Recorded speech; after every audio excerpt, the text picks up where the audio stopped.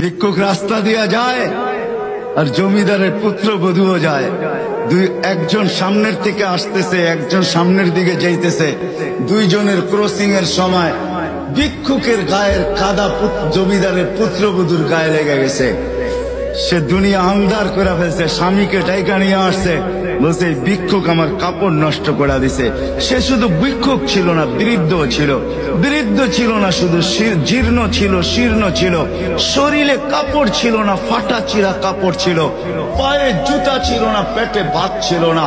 জমিদারের পুত্র সইতে পারে নাই, যৌবনী শক্তি সয় কি কইরা তার স্ত্রীর গায়ে ভিক্ষুকের কাদা, বস সমগ্র শক্তিকে হাতে একত্র করে বৃদ্ধের কালে বসায়।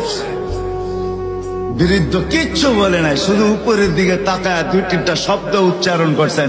শব্দগুলা হলো ইয়া মাল্লাহ তারা হলো ওয়ুন, ও আল্লাহ চোখে দেখা যায় না, ও তারা কুল্লা শাই তুই সব দেখিস, ফারা তারা মা বি তুই কি দেখিস না আমার সাথে কি ঘটতেছে, এটা কি দেখিস না?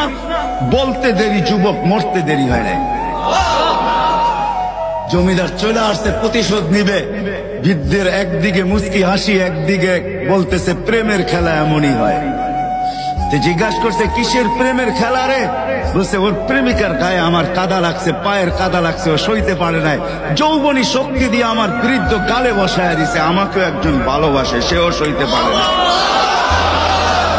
সেও সইতে পারে না। ও তো থাপ্পড় দিয়া খেলতো, সে জান নিয়ে নিছে, জান।